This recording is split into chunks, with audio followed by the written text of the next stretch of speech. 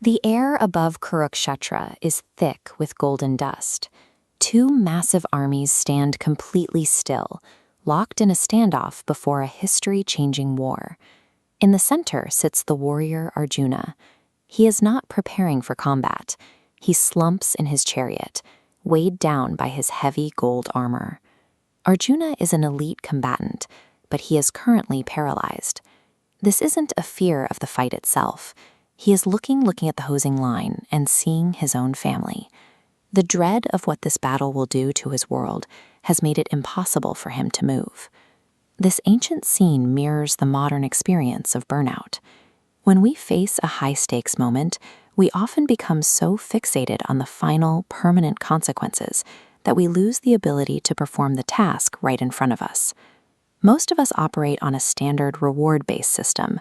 We act because we want a specific result, a paycheck, a promotion, or the validation of our peers. This creates a psychological trap. When you constantly agonize over what happens next, you invite a specific kind of pressure. You aren't just doing the work, you're managing the fear of what might happen if the work fails. When every action is treated as a transaction for a future reward, you live in a persistent state of anxiety. This mental friction divides your attention and makes it harder to reach the goals you're so worried about. Inside the chariot, shielded from the noise of the approaching war, sits Arjuna's guide, Lord Krishna. Krishna introduces a counter-strategy called Karma Yoga.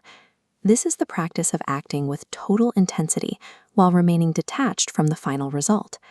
Krishna summarizes this logic in the Bhagavad Gita. You have a right to perform your prescribed duties, but you are not entitled to the fruits of your actions. It is a paradox of high performance. To reach a state of excellence, you must surrender the need for the result and focus entirely on the process. We can break this down into three mechanics. The first is Dharma, or righteous duty. This means identifying your specific role, whether you are a teacher, a leader, or an artist, and focusing only on executing that role to the best of your ability. The second pillar is Nishkama Karma, or selfless action. Usually, our minds are cluttered with calculations about personal gain. By dropping the "what's in it for me" mindset, you remove that internal noise, allowing you to direct all your cognitive resources toward the task. The third pillar is equanimity. This is a state of mind that stays balanced whether you succeed or fail. When you are no longer tossed around by external chaos, you can stay present in the work.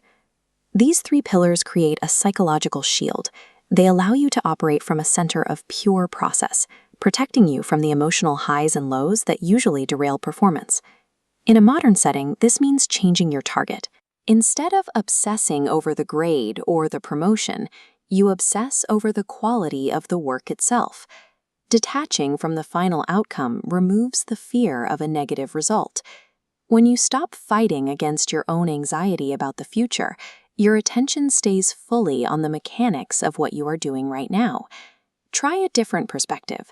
View your daily tasks as a contribution to the greater good of society. This shift can transform a repetitive chore into a deliberate act of service. Psychological freedom isn't found by running away from your responsibilities. It is found by transforming your daily labor into a form of dedicated practice. As the dawn light breaks through the dust, Arjuna lifts his head. The tension that paralyzed him has been replaced by a quiet resolve. He is no longer afraid of how the battle will end. Because his mind is anchored to his duty, he is free to act. Look at your current responsibilities. Identify one task you are doing only because you are chasing a specific result. How would your focus change today if you performed that duty with total selflessness?